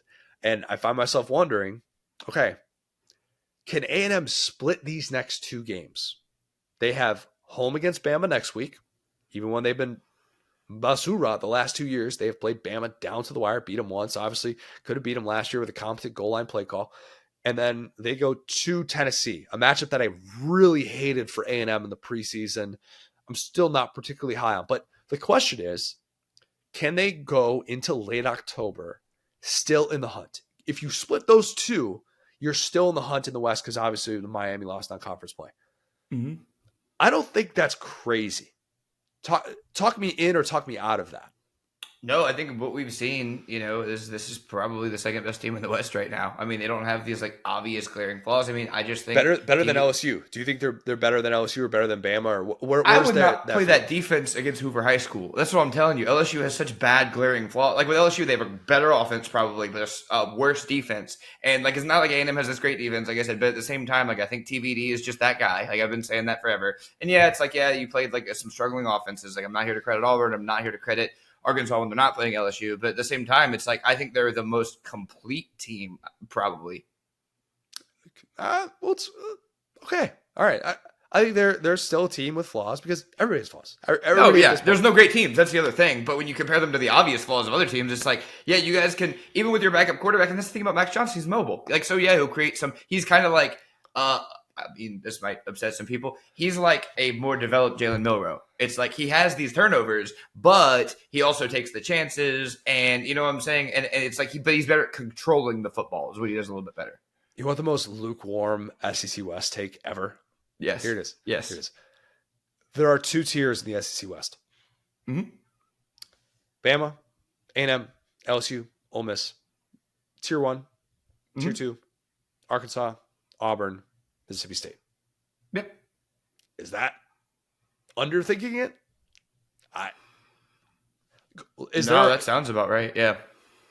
And Bama fans are probably saying, we're not in the same tier as A&M, or we're not in the same tier as Ole Miss. We dominated Ole Miss last week. It's like, played a really good second half, but we still need to see consistently, okay, dominate this division then. Dominate this division. I think until further notice, that's kind of how I would approach this. And I think teams within those tiers are probably going to beat up on each other. That's kind of the way I see this playing out. And if you think, Auburn, if you think that you belong in that top tier because you played Georgia really competitively the week prior. No, I don't think Auburn fans. I don't know. I think they also watched the A&M game. Exactly. I would hope that they watched the A&M game, or if they didn't, go back and watch it. You probably have a DVR. Okay, South Carolina, Tennessee. Mm-hmm. In many ways, a lot of ways, this was an ideal night for Tennessee. You avenged last year's ugly loss against South Carolina in a big way. You kind of got the last laugh on Spencer Rattler, right? The doubt that crept in about Tennessee's defensive front after the Florida game, I think it's faded. James Pierce is so freaking good. That guy is awesome. I want to retroactively put him on the All Bang the Drum team. I can't do that. Those are set in stone spots.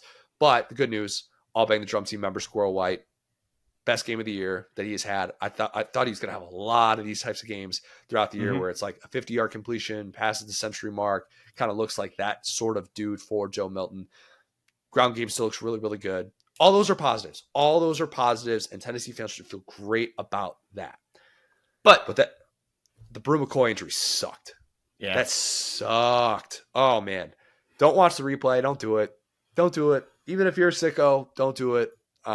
It's bad. It's really bad.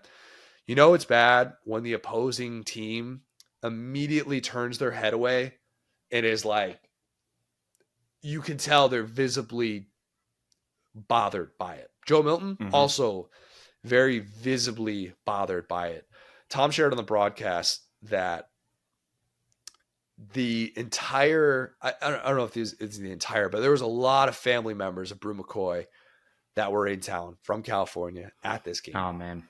And you're gutted for the guy. You're absolutely gutted for it. Because remember, last year, found out that he was eligible from the NCAA like days before the start of the season. I think it was like August 26th that guy was ruled eligible after he transferred from USC. This is a former 5-star guy. Nobody ever has sympathy for the 5-star guy, but you see the approach that he has. And last year, the catch that he makes in traffic to set up the game-winning field goal against Bama, had an excellent year, was a real contributor on the number one offense in America, came in as a preseason All-SEC guy, hoped to have an even bigger role in this offense. And in game number 5, man, I don't know what the medical red shirt looks like, but it sucked. It absolutely sucked, and I hated watching it. Yeah, no, 100%. I mean, I'm there with you. It sucks, like, when you're watching like one of these games and like you're so like caught up in the moment, and then something like that happens, and you kind of do that whole thing where you step back and you're just like, this is all stupid. I hope that guy's okay. So that's exactly how I felt watching that one. Yeah, and look, I think that TBD on what his future holds and everything, but I just love the approach. I love the approach. My guy Ben McKee said that Joe Milton said afterwards that he didn't even want to go back on the field because he knows how hard Brew McCoy works. I think 5-star guys who transfer, they kind of throw this tag on them. Those guys, they're kind of divas, or they can't really make it work anywhere. Brew McCoy had a very eventful start to his career, but I love the guys who you hear that from teammates and you see it in their play. Brew McCoy tackling that guy, that he never takes the easy way out. That guy's always catching balls in traffic. He's always fighting for that extra yard. It's kind of fitting that was the way. It was like sandwiched between two South Carolina defenders, just an awkward landing for him. And you just feel terrible. And sports can be very, very cruel. And that felt cruel watching that play out, hoping for the best for him. Hope that we have many more days of Brew McCoy doing his thing ahead, but wanted to bring that up. Because I think otherwise for Tennessee fans, you felt mostly good. Joe Milton had a couple of picks in this one. I don't think that was necessarily some earth-shattering revelation of, oh my God, we think so differently about Joe Milton now. The only earth-shattering thing was that Tim Banks said, Connor, your advice kind of sucked. Drop 8 coverage against South Carolina? No. Here's what I'm going to do. I'm going to trust my defensive line to get home, and I'm going to dial up these unique blitz packages. I'm going to watch the South Carolina offensive line just absolutely crumble. Yep, that worked. That worked. Better game plan than the one that I drew up for you. There's a reason why you are making 7 figures to do this job, and I am not. That was the worst game that Spencer Rattler has played this year, in my opinion. Xavier Legette, if you're holding that guy under the century mark like Tennessee did, that's a win for you. We talked about this. South Carolina, they might beat a couple of those teams that they're not supposed to beat this year. On the road, I'm not there. They're not built right now with the flaws that they have to go into a venue like that and win. They're not. Not with how much this team is struggling in the trenches and how limited they are in terms of depth at the skill positions outside of Rattler and Legette. It was nice long touchdown run from Mario Anderson, who looks like he should be the guy. He should be the RB1 for them. But this offense is still pretty limited, and we knew that coming in. I think they're really going to appreciate having that bye week come up because they look like a team that needs to find some answers. Otherwise, they're going to be fighting for 6-6. That's reality for South Carolina. Here's like a wild comparison, but I think it tracks. Okay.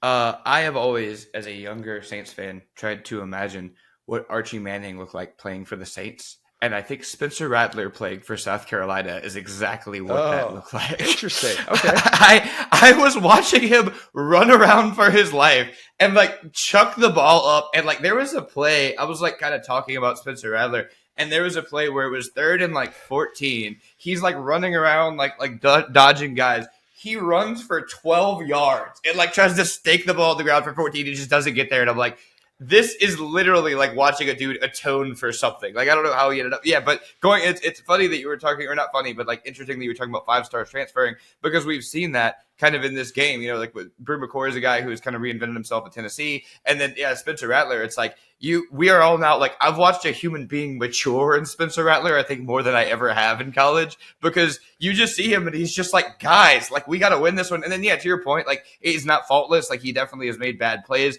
And like the pick 6 was bad. Like I remember looking at that and just being like, what do you see there? Like kind of just that was an old Rattler play. That was and pressure caused that, but it was still like the type of throw where you're like, you're still probably going to have 1 or 2 of those moments per game.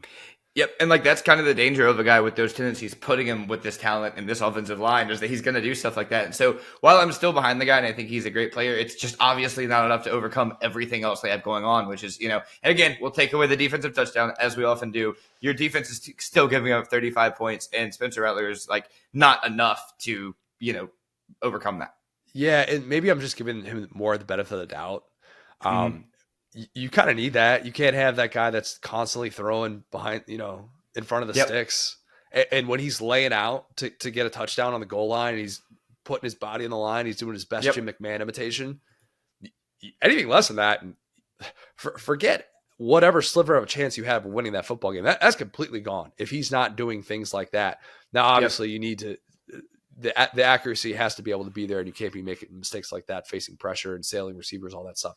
But yeah, I mean, they were pulling out everything. When Beamer is pulling out the Kai Kroger pass, that he's searching for anything, like last year against Florida when he had the only touchdown pass of that game. That he knows he's up against it, and South Carolina very much was was up against it in this game. And I think Tennessee avoiding a 60-minute football game and feeling like you're in a decent place after and not spiraling post Florida. I think that's kind of the encouraging thing for this program, which has strengths, has legitimate strengths. It's just a very different team than last year, at which I don't know that a lot of people expected that coming in. I think they expected the Vols to take on the traits of last year's team and sort of embody that, just because we've seen it play out with Heupel in that specific way. But I just think this team has a very different DNA, and if they're going to be without Brew McCoy for a bit, maybe that DNA will kind of shift again, and you're going to have to find more of that leadership on the offensive side of the ball. Yeah, I think too. It's like, I think we were pretty correct about the Joe Milton hype being a little bit overblown. Yep. And I think it just is what it is. And it's this is my only thing about that at this point is like, I wish we saw a little bit more bazooka and less Joe in this one. Like, if you're gonna have the turnovers, just sling it, dude. Like, don't like. It felt like this was just a lot of like locking on Squirrel White, and it wasn't like we saw the little bit of like what we saw at the beginning of the Florida game or like what we've seen him do well. So it's interesting. It's like he's starting to get like risk averse, but it's not stopping the turnovers, which is weird. No Dante Thornton in this one. Yeah, Andrew McCoy going down, I guess also like that's probably a little bit unfair with that guy who's usually the guy who does that. Yeah, and your running game is really good. Your running game has that advantage up front. So I love Dylan Sampson, by the way. That guy's a fun player. Tennessee just has dudes on dudes on dudes in that backfield, and if they're obviously going to need game script at certain points to have that advantage maximized, but still like what we've seen so far from that group. All right, last one of the day, Mizzou. Vandy. Speaking of history in this game. When your buddies ask you the question, hey, who's the SEC record holder for most passes without an interception? No longer is the answer to that great trivia question that has been asked in countless bar establishments across the southeastern region of this great country. No longer is the answer Andre Woodson. It's Brady Cook. Brady Cook. 326 passes. Breaks the record. Career high in this game. 395 passing yards, 4 touchdowns. Luther Burden, still a machine. Stop me if you've heard this before. Nobody can cover that guy. 11 catches, 140 yards, 2 touchdowns. Should have had a 3rd touchdown. Kind of review that didn't necessarily favor him. I don't know why they didn't give him a touchdown. Looked like he was in. But this was all about avoiding embarrassment for Mizzou. That was it. Look, Vandy, I'm not trying to take too much of a dig at you, but you understand here. Mizzou won its first game as a ranked team against a Power 5 team since 2014. How do you change the national conversation about you? You don't crap the bed when you get inside the AP Top 25. What has Mizzou done when it's got inside the AP Top 25 since 2014? Crap the bed. Lost 3 of those opportunities. Lost to teams that were a combined 6-19 in conference play in those matchups. So not even particularly good teams, but still awesome. That's the tough thing. Now you've got a 5-0 team. You're inside the top 25. Your offense is feeling really, really good. You've got a defensive coordinator that actually has a clue. You've got a quarterback looking like he took that personally when he got booed against Kansas State. I don't know. Here's a question for you, Will. This game coming up, LSU at Mizzou. Stop. Give me. Here's no. Here's what I'm going to ask. I'm sorry. I'm just imagining Brady Cook carving up our defense. It just makes me so sad because I know it's going to happen. Okay, so then answer this. Scale of 1 to 10, with 1 being bet the farm, 100% confident, not worried at all, and 10 being like freshman Bo Nix when he saw pressure, that kind of panic. That was also unnecessary. Oh, no, sorry. Freshman Bo, that was the bad part. I thought you were talking about the Bo Nix that slammed LSU. My bad. No. How worried are you for LSU in this defense at Mizzou? I mean, it couldn't be more. I mean, at this point, like literally, I gave 10? up on this defense. Like, yeah, dude. After that game, that's the thing. Like Jackson Dart was coming off of like not a great game against Bama. Brady Cook is playing the best football of his career at home. And like that's the thing is, it's like, yeah, I looked down the schedule and like in the preview, I looked through the quarterbacks I was scared of, and I think that I am now scared of all of them. But specifically, when you like I said, it's like seeing the ball go through the hoop. When you can attempt 41 passes in the SEC, when you have done, broken these records with no turnovers, you start feeling yourself. You got your coach saying nice things about you. You got you're able to get the ball to Luther Burden. That's the other part of it. We got to cover Luther Burden. I don't know how the heck Luther Burden might have 300 receiving yards and Brady Cook might have 305 passing yards. I don't know who in the world on that LSU defense is covering Luther Burden. Who could Brian Kelly get from the transfer portal to play immediately? Doesn't have to be current players, just anybody that has eligibility at some point in their career still left on the table. Could he pull a Clemson kicker about to go take a job in New York, bring him, as Dabo said, off the beach to come play DB? I don't know if there's anybody out there like that, but if you're LSU, you'll take anything at this point. Anything that you can possibly have to slow down Luther Burden. It is an all hands on deck type effort. And here's the tough thing too. Mizzou's other receivers are starting to play really well. Theo Weiss is starting to come into his own, the former Oklahoma transfer, who looks like he is becoming a true complementary type guy. That offense is just it's kind of weird to say because you lose Dom Lovett to Georgia, and you're thinking to yourself, if you're a Mizzou and he's honestly kind of in a worse situation. He's in a more crowded situation for sure. And we're seeing that play out. Whereas last year, and we're seeing this with Brady Cook, he targets the slot a ton. That is a safety valve for him. And Luther Burden transitioning to the slot, the position that Dom Lovett used to play almost exclusively, has kind of opened up this Mizzou offense into maximizing its potential. And so you're looking at that matchup going, man, I don't even know if you're LSU, if you can put your number one corner out there. How's that matchup? I don't know, man. You're going to try and throw a variety of guys. If you're sticking linebackers out there, if there is an instance in which Matt House is saying, who's got the most speed on our team is this Harold Perkins cat. Let's see what he can do against Luther Burden. Turn in your clipboard, your headset, everything. Do not pass go. Do not collect $200 and come up with a new plan to stop Luther Burden. Yeah, I hate how that's almost not a joke because it's he's playing him in a position he doesn't belong in anyway. So it's he's closer to doing that than he is using him effectively. Yeah, no, I seriously have been, like I said, you guys need to do something to where I'm not bored of this crap at Mizzou.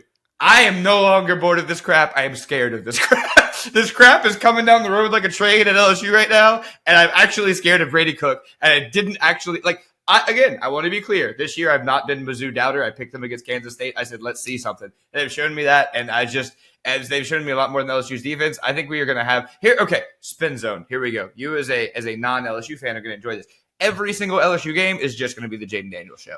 This is probably going to be two quarterbacks over at least 300 passing yards. This is probably going to be NFL scouts are going to be dialed into this to watch Luther and to watch those two receivers at LSU and maybe Jaden as well. So, yeah, I think it's going to be a fun game. Not so much for me, but for you. If you could have Blake Baker, Mizzou defensive coordinator, former linebackers coach at LSU, if you could trade him and just have him on the LSU sideline for this game and trade coordinators, what kind of point swing are we talking about? 28 points? Brother, I would trade you for Matt House right now. All right. Yeah. I mean, 28 seems that seems a little bit good. I'd say about 21. 20, kind of in that range. But yeah, I mean, Baker, that's the thing. Baker was great for us, especially working with the linebackers and everything. So I don't know. But yeah, I think that they have benefited long-term from the classic fire Barry Odom effect where you eventually figure out your defense from just not employing this dude. And now they finally kind of turned it around. Can I say my only fear for Mizzou fans? Okay, man. You should feel good. You should feel really good. Yeah. So somewhere a Mizzou fan has thought of what I'm about to say. I promise you that. It's probably Adam Spencer. If Mizzou is 6-2 going into November, Drink is getting that extension. He's getting another one. He just got one. He had another extension. If he was able to go to the negotiating table and get that deal last year, can you imagine 6-2? Oh my God. They're going to win a national championship. That's the best part. What if their AD got me to put you on the spot, but her name was Desiree, I believe. And we were just kind of joking about that when that happened. It was wow, this is such an overpay. What if now he's locked in and it's an underpay? What if now that was the smartest deal ever and now they just got their guy?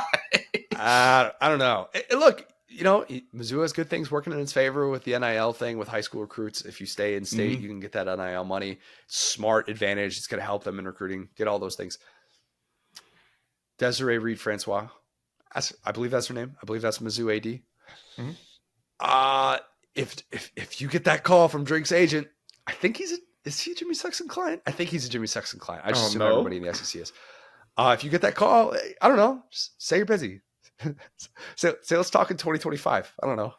You got time. You don't have to answer that call. They're going to end up with one of those weird like NBA or like Taysom Hill contracts where it's like 15 years of Drake, but for like half of Jimbo's deal. It's like he gets to be like 15 years and they get to be like, but it's not 300 million. Hold on. Yeah. All right. Let's end with a little Yarna. We've gone long here today. Lots to recap. A few questions. Let's start with this one. Yarna, a one-loss Notre Dame team who just took the soul of Duke. Lock of the week was sitting right there. Oh, man, that was painful. A one-loss Notre Dame team still has a path to the playoff.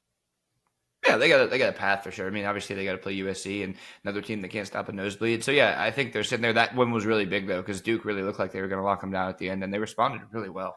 Yeah, I think you got to beat USC. Obviously, yeah. If they're 11-1 and we get a little bit of chaos, I think Notre Dame will be in that conversation because, again, what I mentioned before, I could totally picture a world in which the playoff selection committee is saying, "Well, they get that goal line stand. If we're going to get the playoff selection committee, whoever the chairman is this year, I always lose track of who it is.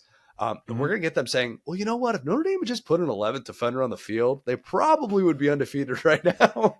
Get ready for that. They're going to make up a metric for it and be like defenders per yards given up.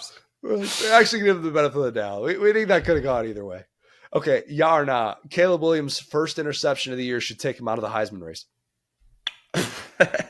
No, I'm sick of that guy. I don't know. You know how I feel. I think he's great. He's gonna be a great prospect. Why are you sick of Caleb Williams? No, can I ask? Look, I think you could be sick of the Lincoln Riley arc of his teams. That's perfectly fine. If you're sick of watching Caleb Williams play quarterback, dude, he's unreal. He is unbelievable. Right. He's so catching strays. He's catching strays. You're right, because I'm sick of Lincoln Riley. That's what it is. It's like I feel like I get bamboozled by these guys. And you know me, like I love a fun team. So I'll get my knife and my fork out. I'll be ready to dig it and be like, I'm so ready for these guys to be good. And they find a way to. I mean, that game becoming close is one of the most insane things I've ever seen. So you're right. I enjoy if I could just isolate Caleb Williams. He's kind of like last year. He just kind of annoyed me, but I think that he's been playing out of his freaking mind this year. And I'd probably do the same thing if I did something that well. Honestly. Here's where I'm at. I'm so, as a Bears fan, I'm so all in now. Well, you guys have a franchise quarterback. Why do you need him? That was mean. That was I didn't like that. I know I've you'll need to try him out with a competent coaching staff is all I'm gonna say, because I don't think that dude became a bad football player in like 4 games. I don't know. Let's take Lincoln Riley. Let's take his brisket. Let's take Caleb Williams. Package deal. Name their price. Whatever. Name their price. Get them up to Chicago. I don't care if they lose a big time game in the AFC or in the NFC Championship or something like that, or if they're a 10-6 team with limitations and they don't defend a soul. I just want to see a good offense. A good offense. That's all. That's all I root for. All right, last one. Most important one. Yarna. Taylor Swift should leave Travis Kelce for Brock Bowers. I think she would be problematic if she did that, but Brock Bowers is right on the path to be the next Kelce. He's 20. He turns 21 in December. Yeah, I know. She would just get canceled a lot because of, Brittany Renner did that with the dude from Kentucky. You got to watch out, these days. If 21-year-old T Swift can date, 32-year-old Jake Gyllenhaal, why can't the inverse be true too? What's equality? I'm just saying. Something to keep in mind. Cougar for Brock Bowers. Hey, do what you can, man. Do what you can. Brock can do no wrong at this point. All right. If you have not, leave us a 5-star review. Subscribe to our YouTube channel where you can watch every single episode of the Saturday Down South podcast, which is presented by Texas Pete. Follow us on the app formerly known as Twitter, at the SDS Pod, at Set Down South, at CJ O'Gara, at Go So Hard. Thanks, guys. Talk soon.